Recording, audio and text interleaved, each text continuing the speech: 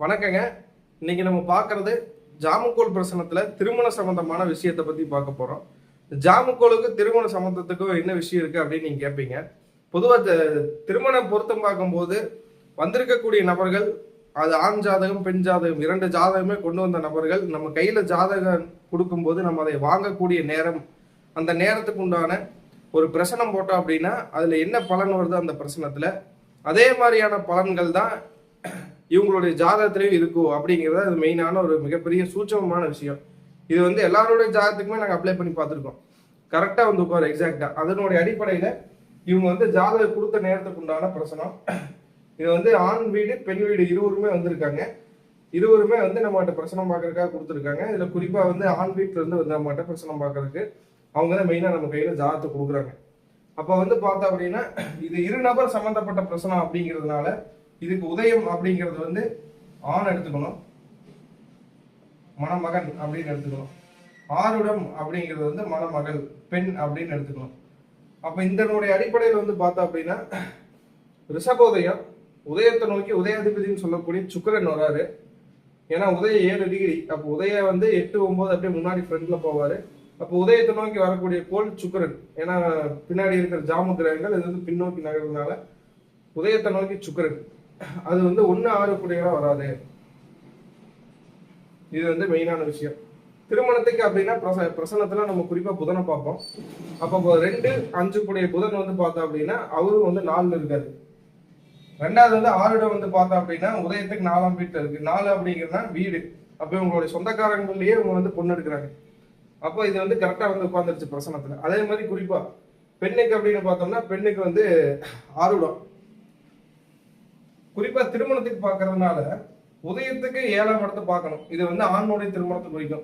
உதயத்துக்கு 7ல பார்த்தோம் அப்படின்னா 7 கூடிய செவ்வாயே இங்க இருக்கிறதுனால இவங்க திருமணத்துக்கு தயாராயிட்டாங்க அப்படின்னு நான் சொன்னேன்.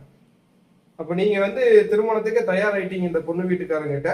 இந்த பொண்ணு வீட்டுக்காரங்க அவங்க தயாரா இருக்காங்கன்னு தெரியல, அது நம்ம பார்க்கணும் அப்படிங்கிறங்காட்டி இது பெண் வீடு அப்படிங்கிறது ஆறுடம். அப்போ ஆறுடத்துக்கு நேர் 7ல கவிப்பு இருக்கிறதுனால இந்த கவிப்பு போய் யாரை கவிக்கிறாங்கன்னு பாத்தீங்க அப்படின்னா கவிப்பு ரிவர்ஸ்ல போகும். கவிப்பு போய் சூரியனை கவிப்பாரு.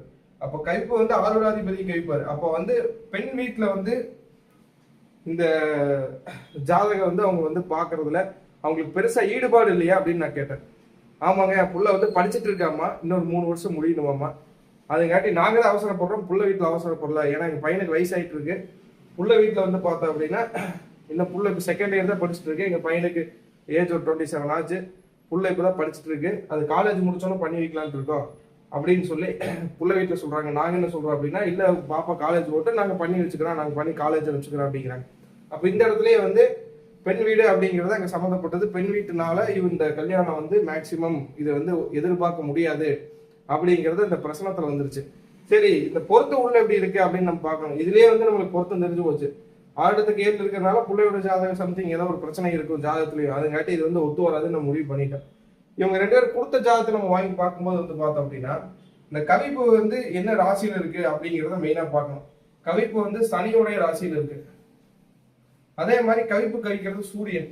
அப்ப இவங்க 2 பேருடைய ஜாதகத்துல இந்த சனி அல்லது சூரியன் இந்த 2 கோள்களுடைய ஒரு தொடர்பு இவங்க 2 பேருடைய ஜாதகத்துல இருக்கும் அப்படின்னு நான் கெஸ் பண்ணேன். அதுக்கப்புறம் இவங்களுடைய ஜாதகத்தை வாங்கி பார்க்கும் போது பெண்ணுன்னு சொல்லக்கூடிய ஜீவகோள் அப்படின்னு சொல்லக்கூடிய சுக்கிரனுக்கு சனியோடைய தொடர்பும், ஆணுடைய ஜாதகத்துக்கு குருன்னு சொல்லக்கூடிய ஜீவகோளுக்கு சனியோடைய தொடர்பும். அப்ப 2 பேர்த்துக்குமே சனியோடைய சேர்க்கை வந்துருச்சு.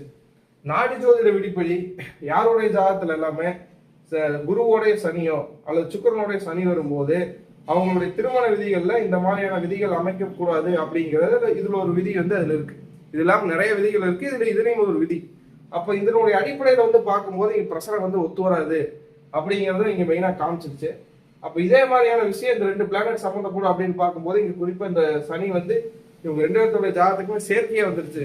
அப்ப இந்த ஜாதகம் வேண்டாம், வேற ஏதாவது ஜாதகம் வந்தா பாருங்க அப்படின்னு நான் 2 பேர்த்து பொண்ணு வீட்லயும் மாப்பிள்ளை வீட்லயும் நம்ம சொல்லியிருக்கோம். அப்ப இது அவங்களும் அவங்க யோசிச்சு பார்த்து சரி ஓகே நீங்க சொல்றீங்க, நீங்க நிறைய விஷயங்கள் சொல்றீங்க, அது எங்களுக்கு கரெக்டா வருது, நாங்களும் இதை எப்படியே ஃபாலோ பண்றோம் அப்படிங்கிறதுனால இவங்க இதோட அவங்க அவங்க கேட்டுட்டு அவங்க போயிட்டாங்க. அப்ப இந்த மாதிரியான பிரச்சனைகள்ல நம்ம குறிப்பா பிரசனம் பார்க்கும்போது என்ன மாதிரியான குழப்பங்கள் இருந்தாலுமே அதுல வந்து ஒரு தெளிவு அப்படிங்கிறது இந்த ஜாமக்கோள் பிரசனத்துல கிடைச்சிரும் அப்படிங்கிறது தான் ஒரு மெயினான விதி. அடுத்த பதிவுல பார்ப்போம். வணக்கம்.